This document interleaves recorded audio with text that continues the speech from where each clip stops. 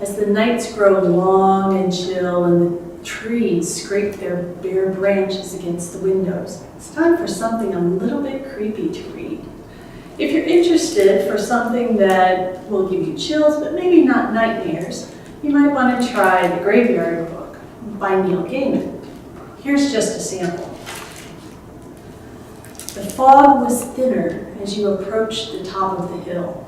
The half moon shone, not as bright as day, not by any means, but enough to see the graveyard, enough for that.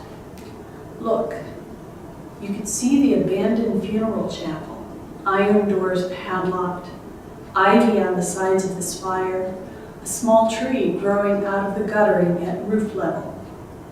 You could see stones and tombs and vaults and memorial plaques.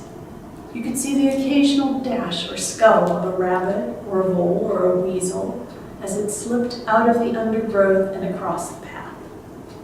You would have seen these things in the moonlight if you had been there that night.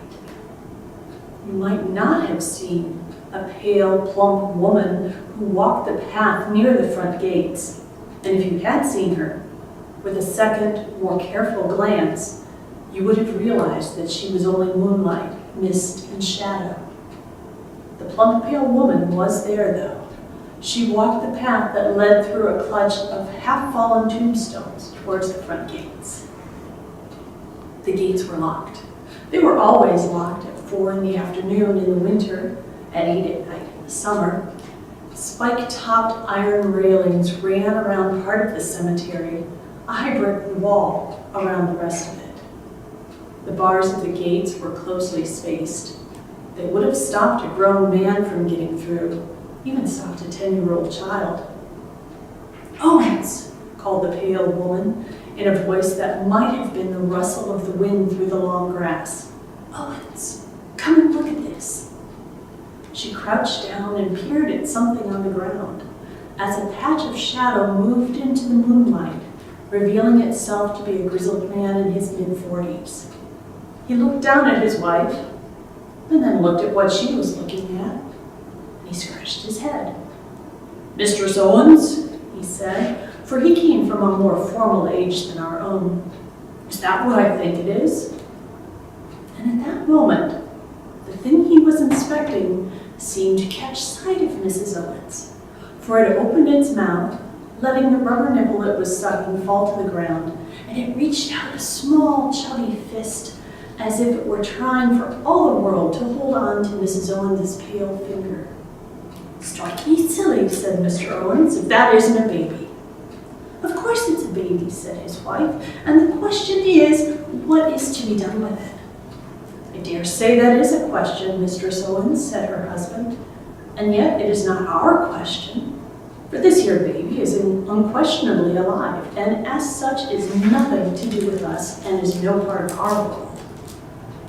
"Look at him smile," said Mrs. Owens. "He has the sweetest of smiles." And with one insubstantial hand, she stroked the child's sparse blonde hair. The little boy giggled with delight. A chilly breeze blew across the graveyard, scattering the fog in the lower slopes of the place. The graveyard covered the whole of the top of the hill, and its paths wound up the hill and down and back upon themselves. A rattling. Someone at the main gate of the graveyard was pulling and shaking it, rattling the old gates and the heavy padlock and the chain that held them. How did this baby get to the graveyard? What happens when he stays and gets adopted by Mr. and Mrs. Owens? And what awaits him outside the gates? Even though this book is part of our young adult collection located in the teen room, adults just might enjoy this book too, for Gaiman's subtle humor and slightly twisted imagination. And don't worry about that rattling at your door. I'm sure it's nothing.